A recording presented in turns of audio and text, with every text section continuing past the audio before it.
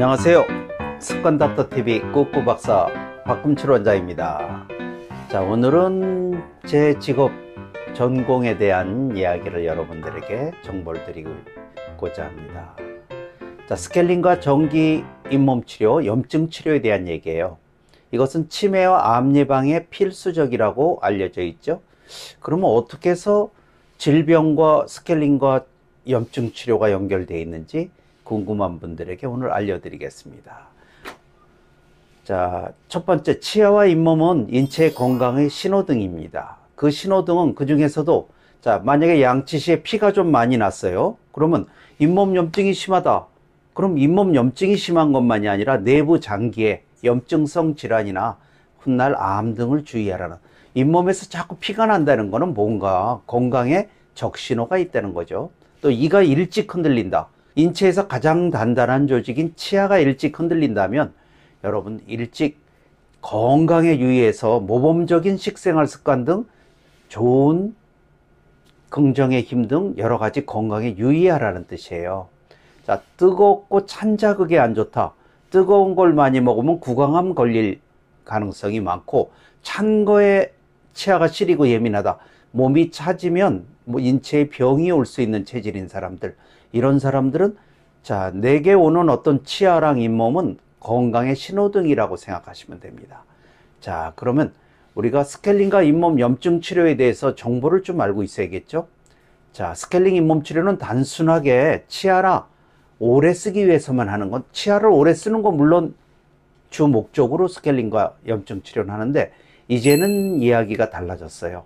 여러분의 입안, 편도선, 장내 세균, 즉 입안 세균을 관리함으로써 면역력을 높일 수 있습니다. 또 질병을 예방하고 건강 장수를 위한다면, 그것이 인체의 고혈압 또는 당뇨, 위염, 각종 병이 있다면 그 병들을 치유하기를 원하거나 좋은 결과를 원한다면 스케일링과 잇몸 치료부터 시작을 하셔야 돼요. 왜? 그러면 좀 이따 여러분들에게 그 이야기를 알려드릴게요. 자, 입안에는 그러면 입속 세균이 얼마나 될까요? 무려 700여 종의 2억 마리 정도의 세균이 살고 있는 걸로. 2억 마리 그러니까 깜짝 놀라셨죠? 엄청난 숫자가 보통 살고 있어요. 자, 근데 2억 마리에 놀랄 거 아닙니다. 치주염 걸리고 보통 사람들은 3, 4억에서 10억 마리 이상까지 세균이 있다고 그래요. 자, 그리고 이 세균에 대한 연구를 통해서 우리가 많은 게 알려졌죠. 암, 치매, 당뇨, 골다공증, 류마티스 관절염, 발기부전, 심혈관계 질환 등 모든 것의 원인이 되는 세균 등이 이 입안에 다 들어있다고 그래요. 자, 그래서 얼마 전에 연구 중에 미국 캘리포니아 대학 의과대학의 제임스 패널 박사 연구팀이 연구한 게 있어요. 췌장암 환자에게서는 건강한 사람이 없는 31가지 박테리아, 세균을 가지고 있는데, 그중 26가지 세균이 놀라웠게도 여러분 입안에 있는 입속 세균이었다고 그래요. 그래서 요즘 어떤 정도의 연구가 됐냐면, 입안에서 검사를 통해 췌장암을 80% 정도 확인할 수가 있다고 합니다. 자, 그 다음에 또 영국 랭커셔 연구팀, 센트럴 랭커셔 연구팀에 의하면 치매 질환을 앓고 있는 사람의 이제 그 사후 부검을 해보니까 치매 질환 환자 속의 뇌 속에는 포르피노모나스 진지발리스라는 이런 치주질환 원인균이 엄청나게 많았다고 그래요. 그래서 치매와 입안의 세균이 연결되어 있다는 걸 알게 됐죠. 자, 우리 뇌는 엄청난 배리어라고 그래서 외부 세균이 거의 못 들어가게 해놨어요. 그만큼 튼튼하게 방어벽을 했는데, 입안 세균은 이걸 뚫고 들어간다는 것이 발견된 거죠. 이거 얼마나 놀라운 일입니까? 여러분, 입속 세균 엄청나게 독합니다. 자, 또 입속 세균이 그럼 어떻게 해서 내 몸에 병이 오는지 이거에 대해서 조금 알려드리고자 합니다. 자, 첫 번째, 입속 세균은 잇몸 염증과 구강암의 원인이 되고, 자, 침을 타고 식도, 위, 장 등으로 쭉 내려가면서 대장암까지 원인의 30% 정도를 제공한다고 그래요. 자, 그러니까 입속 세균은 여러분의 침을 타고 구강암부터 대장암까지 원인의 30%를 제공하고 있죠. 그리고 또 여러분, 면역력은 장내 세균이 결정한다는 거 이제 모르는 분은 거의 없을 겁니다. 자, 장내 세균은 어디서 들어갔을까요? 여러분, 입안에서 들어간 게 90%입니다. 그 밖에 호흡이나 피부를 통해 들어간 건 10%도 안 되죠. 자, 그러니까 면역력을 올리고 싶다면 무조건 입안 세균을 잡아야만 되는 거죠. 자, 그러면 침만 타고 가는 것이 아닙니다. 얘네들은 혈관을 타고, 얘네들이 혈관 속으로 들어가서 혈액을 오염시키고 혈전을 만들고 찌꺼기, 자, 결국은 혈액 오염과 혈액순환의 이상을 만듭니다. 그래서 심근경색, 뇌경색의 주요 원인을 제공합니다. 자, 놀라운 일이죠, 여러분. 자, 이번에는 또 혈관을 타고 얘네들이 주로 가는 곳이 있어요. 얘네들이 췌장, 신장, 뇌, 인체 장기 중에서 제일 좋아하는 곳이 이 세 군데라고 합니다.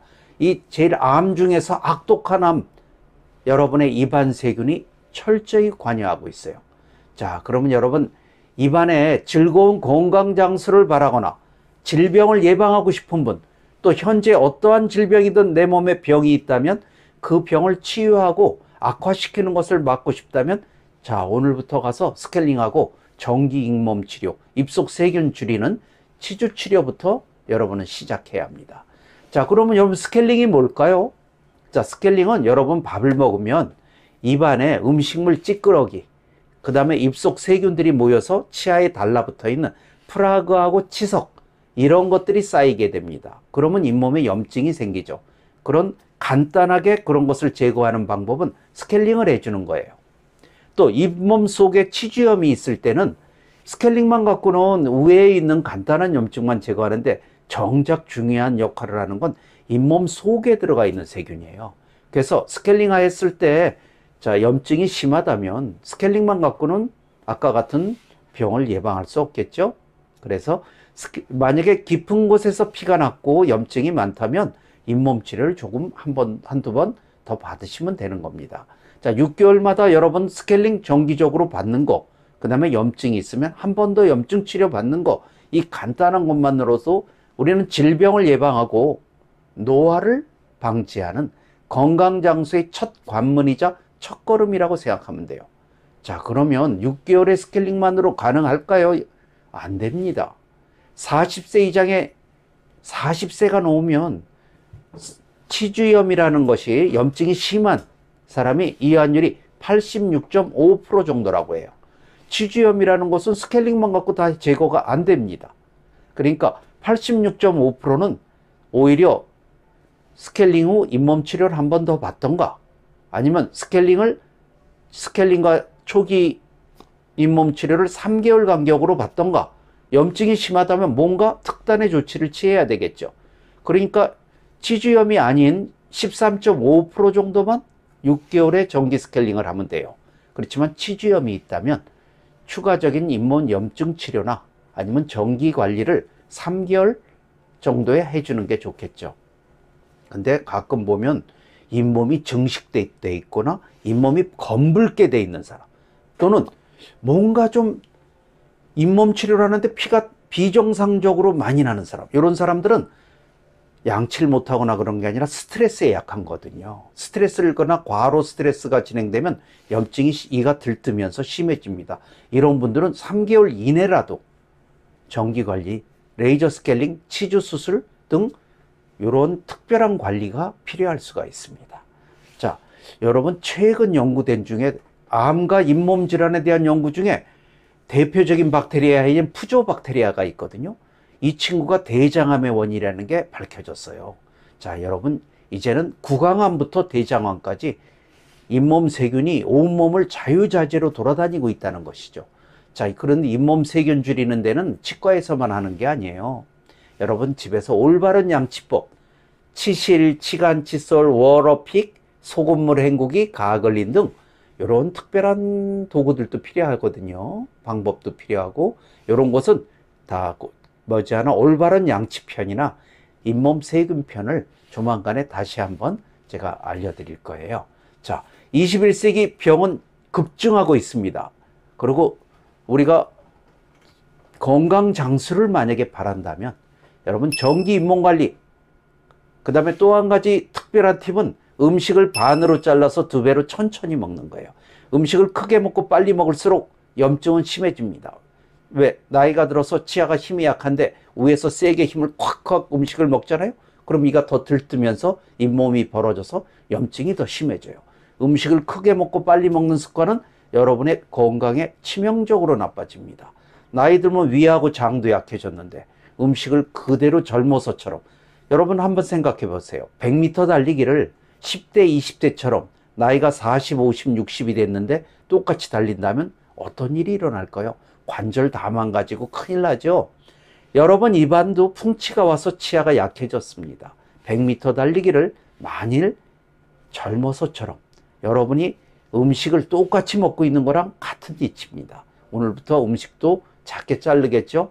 나이가 들어서 면역력은 누구나 건강의 계단이 오면 떨어집니다. 그렇다면 사소한 두세 가지 습관을 좀 바꿔주신다면, 자, 평소에 조금 더 웃는다든가, 아까 같이 음식 조금 더 작게 잘라 먹는다든가, 양치할 때 마지막 최후방치야 한두 번 더 닦는다면 얼마든지 더 여러분들은 건강과 질병을 예방해서 이 장수시대, 건강장수에 도움을 받을 수 있습니다. 남극점의 최초로 도달한 노르웨이의 탐험가 아문센은 승리는 준비된 자에게 찾아오며 사람들은 이를 행운이라고 합니다. 패배는 부르지 않는 자에게 찾아오며, 즉 준비하지 않은 자에게 찾아오며 사람들은 이를 불운이라고 합니다. 자, 준비된 사람에게 오는 것이 행운이고 준비되지 않은 사람에게 오는 것이 불운입니다. 여러분, 오늘서부터 제가 말씀드린 몇 가지 팁만 추가로 하신다 하더라도 여러분들은 건강장수에 큰 도움이 됐을 겁니다. 자, 오늘도 끝까지 들어주신 우리 행운의 구독자님들, 건강장수는 아주 두세 가지 사소한 것에 의해, 자, 오늘 여러분 양차로 갈 때 마음 어떻게 최후방치 한 번 더 닦고 소금물로 헹궈주기도 하시고 음식도 반 잘라 두 배로 천천히 먹고, 자, 그리고 스마일 웃고 미소 짓고 다닌다면 여러분은 떨어지는 면역력 만회해서 건강장수의 첫 관문 돌파하는 멋진 구독자님 되어주시기 바랍니다. 덕분에 감사합니다.